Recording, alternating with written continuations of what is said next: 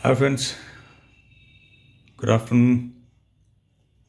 Hope आप सब ठीक होंगे। दो चार दिन से न्यूज़ चल रही थी, जो हमारी सिचुएशन है बॉर्डर पे। बहुत दिन से मन हुआ कि कुछ शेयर करूं, आप लोगों से बात करूं। उसी पर्पज़ को लेके आज मैं आप लोगों के सामने हूं।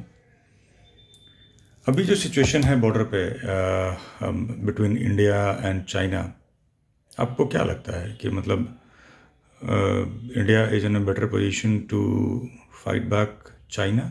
डू वी हैव क्या हमारे पास वैसे हथियार हैं? हमारे देश के सैनिकों का मोराल अप है? क्या हम उनको फाइट बैक कर सकते हैं? अगर ऐसी कोई सिचुएशन आती है आज के दिन में, अगर कोरोना के काल में अगर ऐसी कोई सिचुएशन आती है, तो क्या हम उस सिचुएशन को हैंडल कर पाएंगे? ऐसे कई सारे सवाल मेरे दिल में आ रहे थे, तो मैंने सोचा कि मैं अपने व्यूज़ रखूं आपके सामने। बाकी मैं एक्सपेक्ट करूंगा कि आपके कमेंट्स आएँ इस वीडियो में, और लेट्स डिस्कस कि मतलब क्या है और कैसे हो सकता है कि हम अपने देश को हम कितना समझते हैं और हम कहाँ पे हैं और क्या कर सकते हैं। तो आज का वीडियो पे आने का पर्पज़ ही यही था कि एक बार आपसे बात की जाए। तो जैसा कि पहला सवाल था मेरा कि क्या हम इस पोजीशन में हैं कि हम चाइना को फाइट बैक कर पाएँ? क्या हमारी मिलिट्री कैपेबिलिटीज़ ऐसी हैं कि हम चाइना को डिफीट कर पाएँ? मेरा ऐसा मानना है कि यस, हम हैं इस पोजीशन में, और हम चाइना को क्या हमारे जितने भी नेबरिंग कंट्रीज़ हैं हम उनसे बेटर ऑफ हैं। और हम चाइना की बात करें, नेपाल की बात करें, पाकिस्तान की बात करें, आज के दिन में ये तीनों कंट्रीज़ जो हैं वो हमें कहीं ना कहीं किसी न किसी तरीके से परेशान कर रही हैं। इनके पॉलिटिकल जो भी रहनुमा हैं या पॉलिटिकल जो भी लोग हैं, और इनको बल कहाँ से मिलता है? कुछ हमारे ही अपने देश के लोगों से, जो इस डिफरेंस को भूल गए हैं कि एक पॉलिटिकल पार्टी का विरोध करना तो ठीक है, आप देश के अंदर कीजिए, आप विपक्ष में हैं आप कीजिए, क्योंकि अगर एक अच्छा विपक्ष ना हो तो राजा निरंकुश हो जाता है। तो आप एक अच्छे विपक्ष की भूमिका निभाइए। आप अपने जो पॉलिटिकल राइवल्स हैं, नोट कीजिएगा मैंने कहा राइवल्स, तो बहुत बड़ा शब्द है ये। आप अपने पॉलिटिकल राइवल्स को आप अपोज कीजिए, उनकी पॉलिसीज़ पे क्वेश्चन कीजिए, आप उनसे एक नहीं 10 सवाल कीजिए।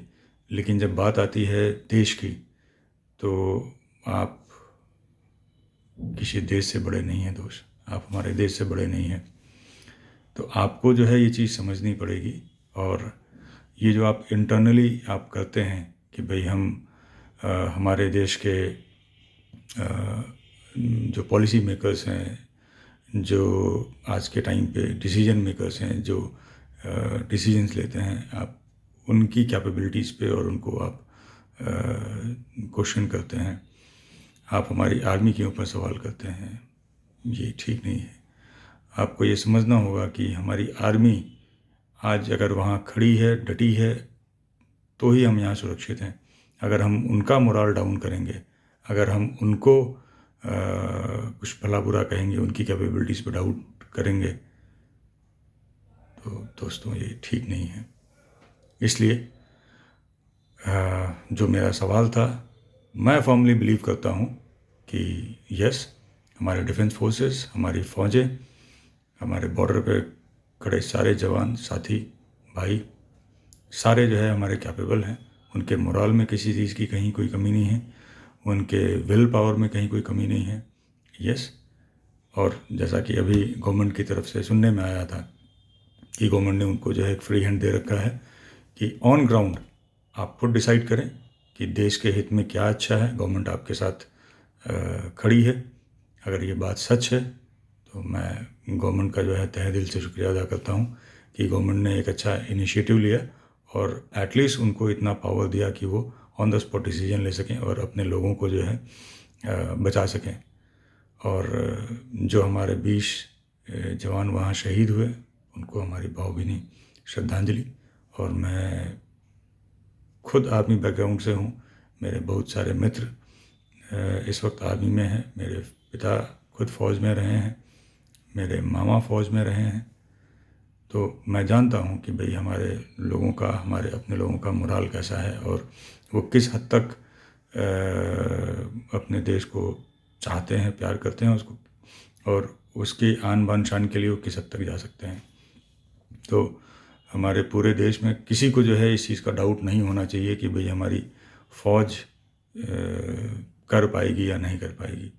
मैं आपको बताऊं, मेरा दूसरा सवाल था कि भाई क्या हमारे पास उतने वैसे इक्विपमेंट हैं, वैसे आर्म्स हैं, एमुनिशंस हैं। तो मैं कहूँगा यस, क्योंकि कोई भी जंग जो है वो जज्बे से लड़ी जाती है दोस्त, हथियारों से नहीं। इसका जीता जागता उदाहरण है हमारे विंग कमांडर अभिनंदन, जिन्होंने पाकिस्तान के F-16 प्लेन को हमारे MiG-21 से मारा था। तो हथियार भले हमारे पास पुराने हों दोस्त, लेकिन जज्बा हमारा जो है वो 21वीं सदी का है। तो उस जज्बे में कहीं कोई कमी नहीं है। और अगर ज़रूरत पड़ी तो हिंदुस्तान का एक एक बच्चा जो है वो अपने देश के लिए खड़ा होगा और देश के लिए लड़ेगा।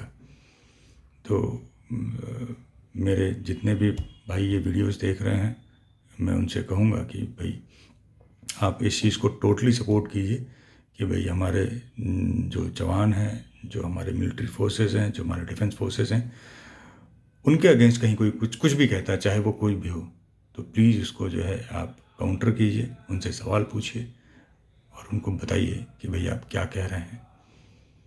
आप अपनी सिर्फ पॉलिटिकल रोटियां सेकने के लिए जो है आप देश की सुरक्षा और देश के जवानों के साथ आप मजाक नहीं कर सकते हैं। ये मेरा दूसरा सवाल था। तीसरा सवाल है मेरा आपसे कि क्या इस वक्त हमें जो एक मुहिम चल रही है, लोगों से बातें हो रही हैं, लोग कह रहे हैं कि भाई चाइना के प्रोडक्ट हम नहीं लेंगे, चाइना के प्रोडक्ट्स का बाइकआउट करना चाहिए, चाइना से ये होना चाहिए, वो होना चाहिए। तो क्या ये सही है? क्या ये होना चाहिए? इसका भी जवाब मेरा है यस, होना चाहिए। अभी कल ही मैं फेसबुक पोस्ट पे जो है अपने कुछ कमेंट कर रहा था, तो किसी एक हमारे हिंदुस्तानी भाई का ही था कि भाई हम पिछले 7 साल से इस मुहिम को चला रहे हैं और इस मुहिम का क्या फ़ायदा हुआ, क्या किया लोगों ने।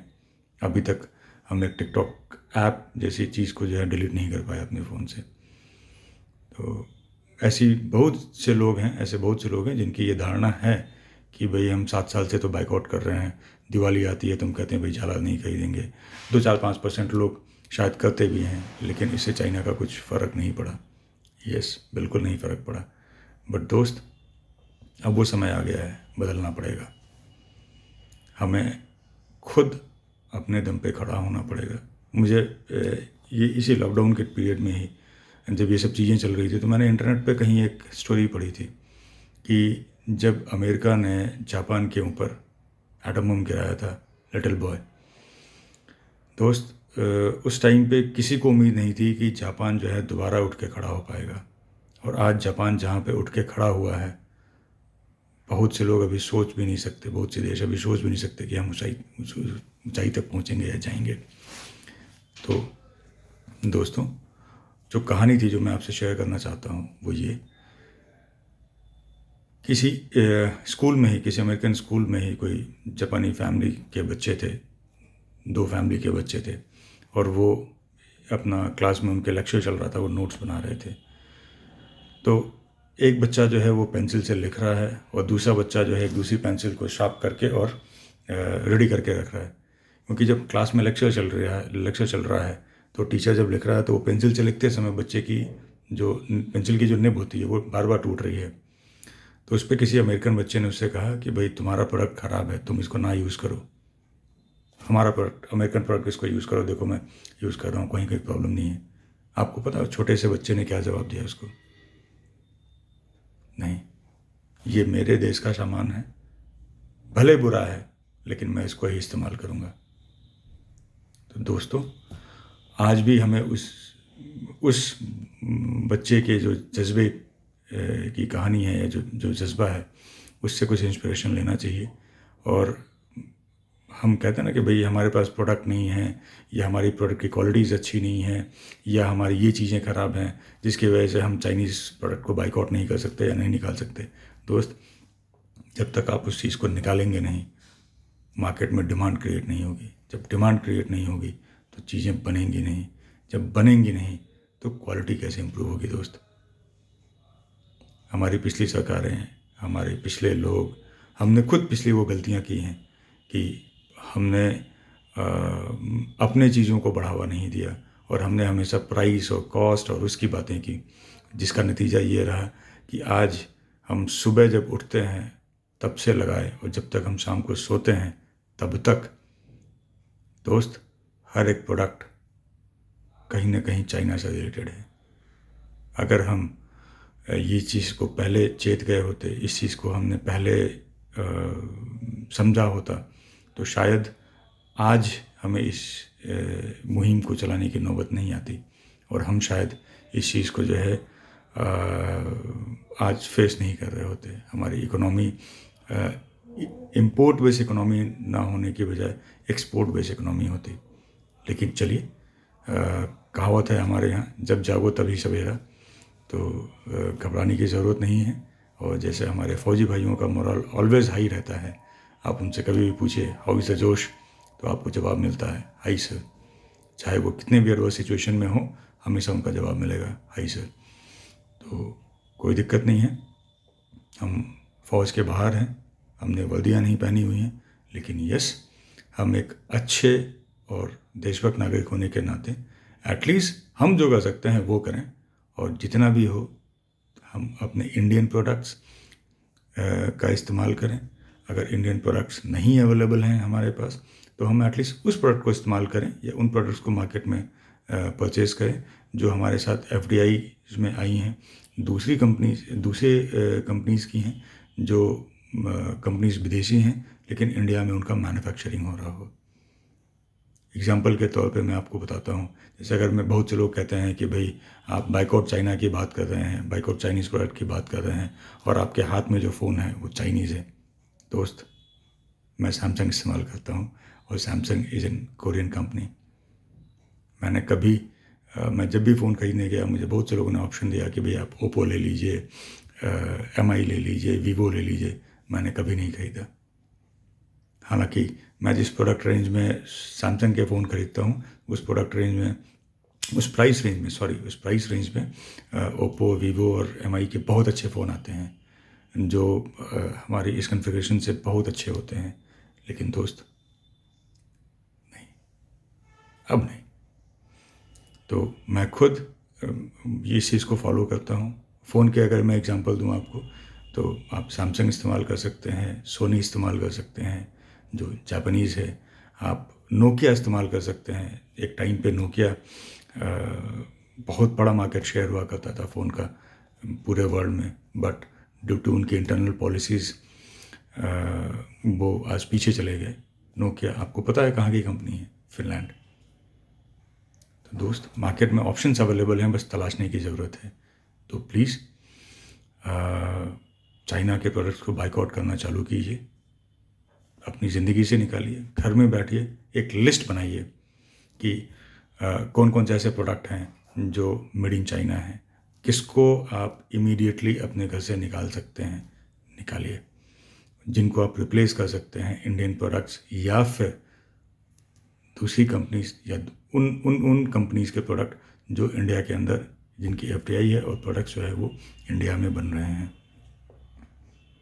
आप धीरे धीरे इसकी शुरुआत कीजिए। मैं उम्मीद करता हूँ कि साल, 2 साल, 3 साल, हो सकता है वक्त लगे, लेकिन हम चाइना के प्रोडक्ट्स को टोटली बाहर कर पाएंगे। गवर्नमेंट ने अभी इनिशिएटिव लिया और इस चीज़ को उन्होंने चालू भी किया है, और अभी रिसेंटली कुछ टेंडर्स उन्होंने जो चाइना को दिए थे उसको कैंसिल भी किया है। तो ये एक अच्छी पहल है, एक अच्छी शुरुआत है। तो आप प्लीज़ इन चीज़ों को ध्यान दीजिए और इसके ऊपर जो है काम कीजिए। तो मैं अपनी बात को अब यहाँ पे ही समराइज़ करना चाहूँगा, और उम्मीद करता हूँ कि आप मुझे कमेंट्स में मुझे बताएंगे कि मैंने कहीं जो भी बातें आपसे कही, शेयर की, उसमें कहीं कोई गलत है या आपके व्यूज़, आपके सजेशंस, या मैं कहीं कोई चीज़ मिस आउट कर गया हूँ तो प्लीज़ मुझे कमेंट्स में बताइए। और मैं ऐसे ही वीडियोस शेयर करता रहूँगा, अपने व्यूज़ आपसे शेयर करता रहूँगा।